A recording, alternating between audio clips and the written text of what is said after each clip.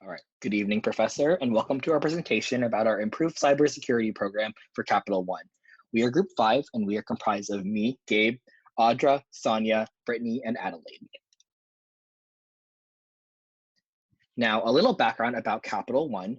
Capital One was founded in 1988 in the United States and then expanded to Canada and the UK in 1996.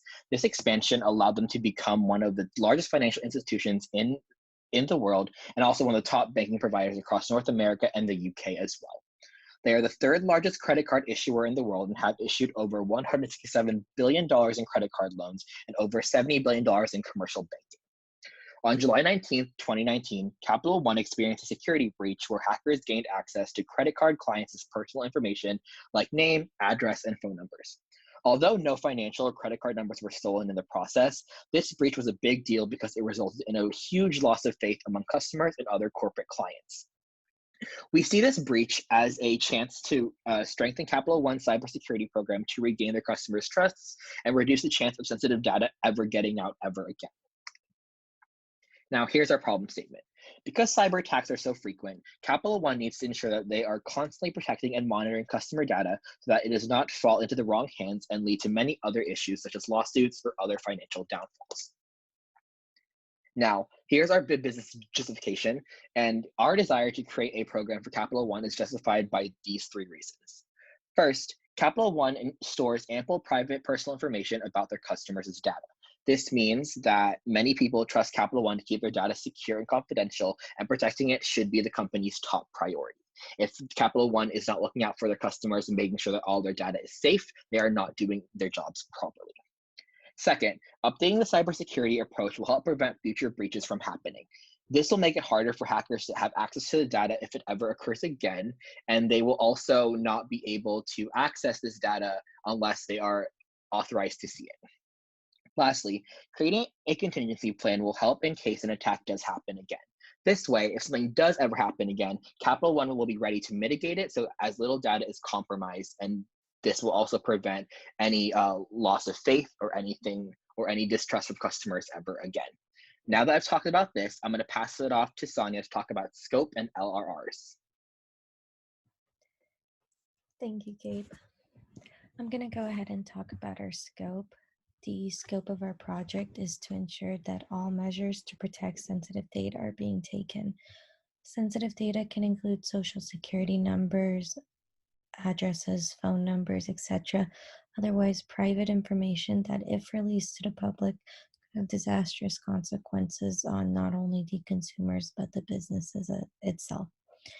Thus, it's important that Capital One has a very updated cybersecurity program and that it is very preventative. Our scope includes governance, risk management, and general guidelines. We're going to talk about applicable LRRs right now. Our first one is called the Federal Financial Institutions Examination Council. This is a council that establishes consistent guidelines, uniform practices, and principles. They mostly set regulations for online banking, which began back in October of 2005. The biggest thing was that online banking now requires MFA, multi-factor authorization, in order to access your account. This is a extra security measure as it requires a person to go through an extra step to prove that it is them accessing their bank account to keep unwanted and unauthorized users out. Thus, it also can alert the organization if they find something suspicious, as if they can't prove it's them, this raises a red flag for the financial institution. As convenient as online banking is, it's no wonder that they have now created applications so you can access your bank account on the go on your smartphone. Thus, many smartphones now require facial recognition or fingerprint scanning to get into them. Thus, the banks have updated their apps to go along with this, adding an extra layer of security. The second act is Graham-Leach-Bliley Act. This act requires financial institutions to explain how they share and protect their customers' data. in order to be compliant, they have to do three things. First is communicate how they're going to share their data. Second, you need to inform the customers of their right to opt out because some people do not want their data shared. And third, you need to have a safeguard rule, which requires a written information security plan, and you need to apply the protections to protect all of the sensitive data and to share it according to this information security plan you have written. Next up, we have our framework. The framework we're using is NIST, National Institutes of Standards and Technology. This helps us develop standards and guidelines to follow in order to make sure our system is up to date and as protective as it can be.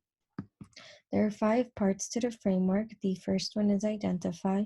You're going to look at your current system and try to figure out what vulnerabilities you have, what can be updated, what can be upgraded, what needs to be changed, etc. This is typically done through risk management. The next is protect. You're going to figure out how you're going to protect the system. This can include access control, where only authorized users have access to certain stuff. You're going to work with third parties. You want to make sure that they only have access to a certain part and not the whole system, and hold a preventative training just to help teach employees what they can do in order to prevent cyber breaches, what's on their part. Third is detect. You continuously just monitor your system and create some sort of process to monitor it. This is to make sure you're taking an active approach in preventing data breaches and that someone's always keeping an eye out on what can be improved. Fourth is respond. Data breaches, unfortunately, are not uncommon, and they can eventually happen.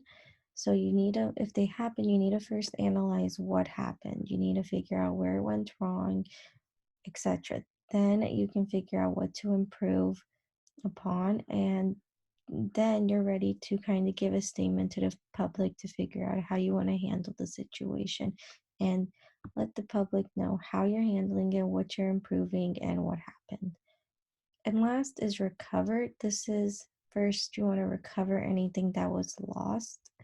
And second, you just want to have a means to recover as a financial institution from the cyber attack. Next up, we have Adelaide, and she's going to talk to us about quality control and quality assurance. Thank you, Sandra. So today I'll be speaking about quality assurance and quality control. After the breach that occurred in 2019, there were faults brought to the forefront, showcasing the cracks in the processes in place for cybersecurity. By implementing processes with stringent quality control assurances, Chase as a company can be in a better space to limit breaches within the organization and outside parties. The program that's being proposed will focus on perimeter scannings, so we're aware of any weak points or unauthorized users within the network. Next would be the encryption of data. This is to add an extra layer of protection to make sure only authorized personnel are accessing the sensitive personal information Chase receives. And there will also be a multi-factor authentication to make it harder for outside parties to get access to emails and applications on employees' work systems. And then our plan of implementation.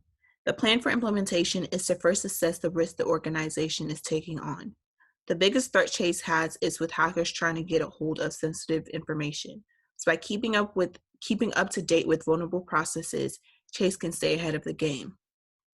The second phase would be to train employees on how they can help protect the organization and customers. Providing adequate training allows frontline employees to make it harder for phishing and other attacks to happen. And the last phase would be the maintenance plan. This is put into place to make sure as technology updates, so does the security for it. We'll review trends within employees in regards to successful or failed attacks and any bugs that need to be fixed. Next, I'll pass it on to Brittany to speak on the next topic. Thank you, Adelaide. So first I'll be talking about the change management plan.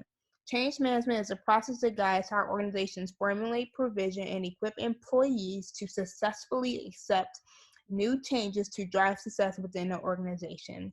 The change management methodology to be used in this process would be Lewin's change management model. Since we are using the Lewin's change management model, we will need to follow the 3 steps beginning with the unfreeze stage. In this stage, we'll take a look at our current systems and see what improvements can be made.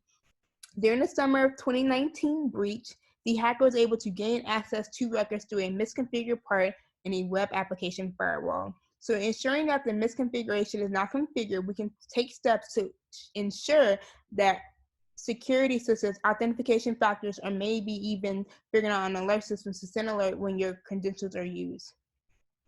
Next, we will need to implement change aspects, which requires communicating with not only management, but other employees as well, so everyone is aware of the changes. This helps dispel any rumors and makes people feel that they are kept in a loop. The third stage is the refreezing stage, where Capital One establishes stability once the new changes have been implemented. Then a maintenance plan will be made to figure out ways that the system can be maintained and improved to further protect the data, as cyber attacks are constantly changing. During this phase, it is important to provide training to all employees on how to protect against cyber attacks and celebrate any successes we have made, as it's always important to celebrate success, even the small things, to keep spirits high and have positive company culture. This will help when implementing new changes in the future as well. Next, we will talk about the plan of implementation. Risk assessments helps an organization identify and assess threats that could impact them. For Capital One, the biggest threat is a hacker getting hold of sensitive information. To combat this, we first have to determine important information to evaluate. In Capital One's case, sensitive data is the most important. Then we will gather information on what is currently in place to protect this data by looking at the software, the firewall, and employee training, and even researching other hacks that have occurred at different places involving sensitive information. After this, we want to identify what the different threats could be. These threats could be outdated software, bugs in the firewall. It can even include human errors such as clicking on a phishing email. The last thing you want to do is figure out how to combat these threats. This can include two-factor authentication, updating the software, or encryption. Most importantly, you want to provide training to employees to identify threats. Phishing emails are more and more prevalent, which means everyone needs to be alert when using their email. This does not only include clicking on random links. Most people are worried to click on links in an email. What they tend to forget is to double check the email handle. Sometimes hackers can mimic the email name to match that of someone in the organization, but they cannot get the email address to be the same. It is important to always double check the email address instead of relying on the name, because a hacker can mimic emails so they sound like they are from the person you're trying to email. By providing training, you can better prepare employees for threats that they might encounter. This can give them a guideline of what to keep their eye out for and how to handle these different threats. After implementing all these new changes, there has to be a maintenance plan in place, or else the changes will only work for a short period of time. Cyber attacks are constantly changing, which means protecting the data has to change as well. If a document gets drafted about the steps to take for maintenance, it can help ensure that the data is being protected. Periodically, it will be important to look at the system to make sure all necessary updates are done, make sure there are no bugs, and to review any incident that has happened since the last evaluation. If there has been an increase in phishing emails, look to see how many employees have fallen for it and review practices with these employees. It's also a good idea to keep up with cyber attacks that have happened so the company can make necessary changes to ensure that they are doing everything in their power to prevent it. Next, I will pass it off to Audra, who will talk about expected values, constraints, and the next steps. Thank you, Brittany. Next, I'm going to talk about the value that we expect that this will bring to Capital One if they implement our new plan. So we know that this will increase their security principles of their employees, because that's one of our main goals. And in doing so, and in using multi-factor authentication measures when they're logging in, this will allow the company to both limit unauthorized access to people who shouldn't be accessing the system at all, as well as limit the access that each employee has so that they only have access to what they need access to work on. Overall, this just helps protect our data and information, And we know that this will help protect the company's infrastructure, and this is a great value to the company because this will help them meet all of their regulatory requirements, prevent potentially from incurring more financial expenses that they wouldn't have, as well as protect their reputation and allow them to build ongoing trust with their customers and in the brand of Capital One. And so while we outline all of these, this will also allow us to step up the enforcement of the security that we have with our third-party agreements. And so by requiring them to comply with the standards that we have set for our company will ensure that more of our data is protected and that the overall cybersecurity program at Capital One is continuing to grow and continuing to improve on an ongoing basis. And that actually leads me into the ongoing improvement that the company would see in their cybersecurity program. By creating this culture of cybersecurity focus, especially in regards to the employees and how the employees are involved in that, it really creates more of that cybersecurity focus within the whole company. And that allows them to in the future, be quicker in response to their future threats and breaches, as well as really overall prevent them and have a responsible mentality as a group.